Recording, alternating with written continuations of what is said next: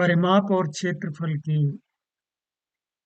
अध्याय में हम आज प्रश्नावली 10.1 का 16वां और 17वां प्रश्न और उसके सभी जो भाग हैं वो देखेंगे। पिछले दिनों में हमने परिमाप के बारे में पढ़ा था। आज हम इसके बचे हुए प्रश्न हल करेंगे। 16वां प्रश्न, निम्न प्रत्येक आकृति का परिमाप ज्ञात कीजिए और उत्तर से आप क्या निष्कर्ष निकालते हैं। हम परिमाप ज्ञात करेंगे, मौखिक रूप से भी कर सकते हैं। लिखने के लिए सूत्र का इस्तेमाल करेंगे। जिन आकृतियों का हमारे पास सूत्र है परिमाप निकालने का, उनके लिए सूत्र का उपयोग करेंगे। ए पार्ट है, ये देखिए चारों भुजाएं बराबर हैं, इसका मतलब ये एक वर्ग है, तो वर्ग का सूत्र लगाएंगे 4 गुणा भुजा और हमें परिमाप मिल जाएगा। यहाँ पर बस इतना ध्यान रखिएगा कि ये इकाई एक होनी चाहिए। सब सेंटीमीटर में दिए हैं तो सेंटीमीटर में ही सब होने चाहिए। तो ए पार्ट का उत्तर हो जाएगा 25 गुणा 4, क्योंकि प्रत्येक भुजा 25 सेंटीमीटर है। वर्ग का परिमाप बराबर 100 सेंटीमीटर। ऐसे ही इसका देख सकते हैं, ये है आयत हमारा। इसमें भुजाएं आमने सामने की भुजाएं बराबर होती हैं, 30-30 सेंटीमीटर की हैं। और इधर वाली भुजा है 20 और इधर वाली ठीक इसके इधर वाली 20 की होगी। इसका सूत्र लगाएंगे 2 कोष्टक में लंबाई धन चौड़ाई, या मौखिक रूप से देखें तो लंबाई और चौड़ाई को जोड़ लेंगे और 2 का गुणा कर देंगे। 30 और 20 50 का दूना 100 सेंटीमीटर इसका उत्तर होगा। ऐसे ये भी आयत है। कैसे पता लगा आयत? इसके आमने सामने की भुजाएं बराबर हैं। इसके सामने की ये भुजा बराबर है और ये 40 है, तो ये भी 40 है। इकाई सबकी सेंटीमीटर है। हम सूत्र लगा सकते हैं, लंबाई और चौड़ाई को जोड़ लेंगे, उसका दोगुना कर देंगे। ध्यान रहे कि संलग्न भुजाओं को जोड़ते हैं आयत में, ऐसा ना करें कि 40-40 जोड़ के दुगना करें। एक लंबाई वाली होगी, एक चौड़ाई वाली होगी। तो अगर मौखिक रूप से देखें तो 40 और 10 50 और उसका दोगुना, यानी कि 100 सेंटीमीटर इसका उत्तर होगा। डी पार्ट में त्रिभुज है, और त्रिभुज भी कैसा है? 2 भुजाएं बराबर हैं, इसका मतलब ये हुआ ये समद्विबाहु त्रिभुज है। तो हम क्या करेंगे, इसकी तीनों भुजाएं जोड़ सकते हैं अलग अलग और निकल आएगा इसका परिमाप। 30 और 30 60 और 40 100 सेंटीमीटर इसका परिमाप है। हम यहाँ पर ये देख रहे हैं, निष्कर्ष क्या निकालते हैं। आकृतियां अलग अलग हैं, परिमाप बराबर है। इसका भी 100 सेंटीमीटर परिमाप है, इसका भी 30 20 50 दूनी 100, इसका भी 40 10 50 दूनी 100 सेंटीमीटर परिमाप है, और इसका भी 100 सेंटीमीटर परिमाप है। हम यहाँ से निष्कर्ष निकाल सकते हैं कि भिन्न भिन्न आकृतियों का परिमाप भी समान हो सकता है। समान परिमाप के लिए जरूरी नहीं है कि आकृतियां समान हों। तो अगर लिखेंगे तो ए आकृति का परिमाप देखेंगे तो इसमें सूत्र लगेगा वर्ग का परिमाप बराबर 4 गुणा भुजा, यानी कि 4 गुणा 25, यानी कि 100 सेंटीमीटर। ये हमारा परिमाप आया। ऐसे ही हम सबका निकाल सकते हैं। हमारे पास सबके लिए सूत्र है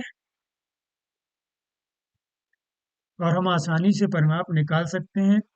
निष्कर्ष हमने ये निकाला है कि भिन्न भिन्न आकृतियों का परिमाप समान हो सकता है। यहाँ पर देखें 17वें प्रश्न में, अवनीत 9 वर्गाकार टाइल खरीदता है जिसकी प्रत्येक भुजा 1/2 मीटर है, और वह इन टाइलों को एक वर्ग के रूप में रखता है। आपको ए पार्ट में बताना है कि नए वर्ग का परिमाप क्या है। इसमें लिखा हुआ आकृति 10.7 ए पार्ट, यानी ये वाला। आधा मीटर की भुजा है 1/2 मीटर की, और देखते हैं कि एक साइड में कितनी बैठती हैं। पहले 1, 2 और 3। तो 3 टाइलों की ये टोटल लंबाई हो जाएगी 3 × 1/2, यानी 3/2 मीटर। 3/2 मीटर लंबाई हो गई वर्ग की भुजा की। तो 3/2 सभी हो गई, यानी 1.5 1.5 मीटर। हम परिमाप करेंगे तो इसी में 4 का गुणा कर देंगे। कुल मिलाकर के 2 से काट सकते हैं। 2 एकम 2, 2 दूनी 4, 3 दूनी 6।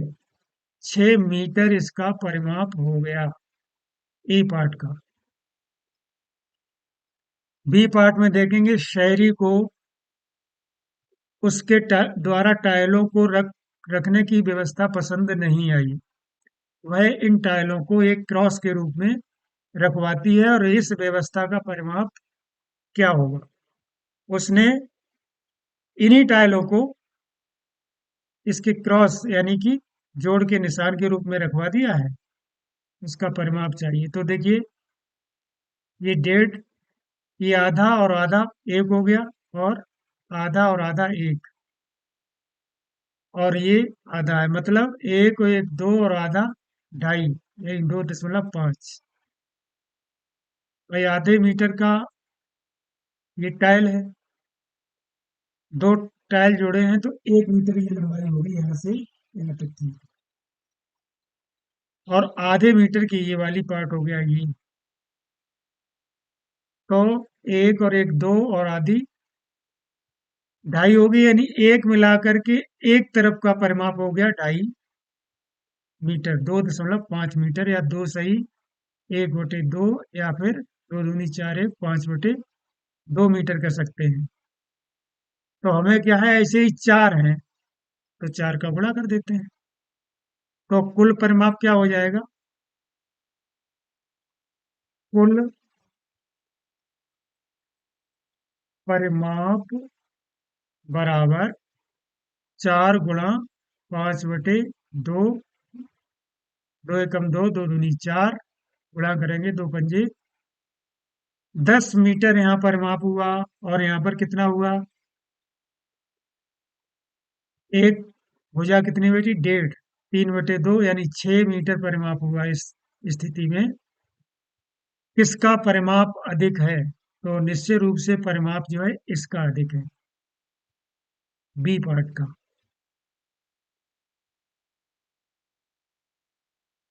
इसी तरीके से हम ये सारे प्रश्न कर सकते हैं।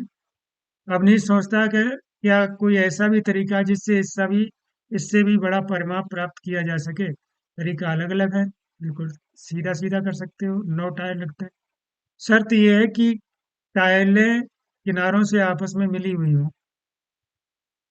जब इस तरीके से रखें, 1 2 3 4 5 6 7 8 9, तो इस तरीके से एक व्यवस्था बन जाएगी।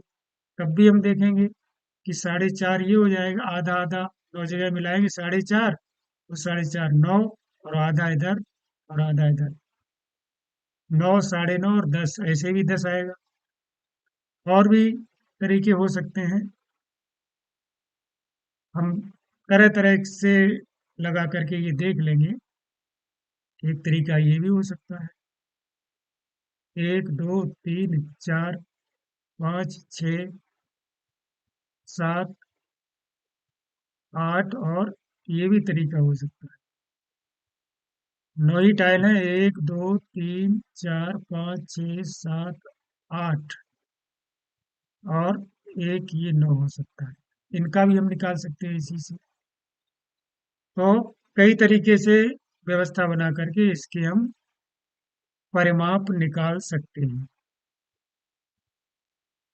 तो हमने यहाँ पर सारांश के लिए इसमें देखा है कि हम तरह तरह की आकृतियों का परिमाप वास्तव में उनकी चारों ओर की भुजाओं की जो लंबाई है उनको जोड़ करके निकाल लेते हैं।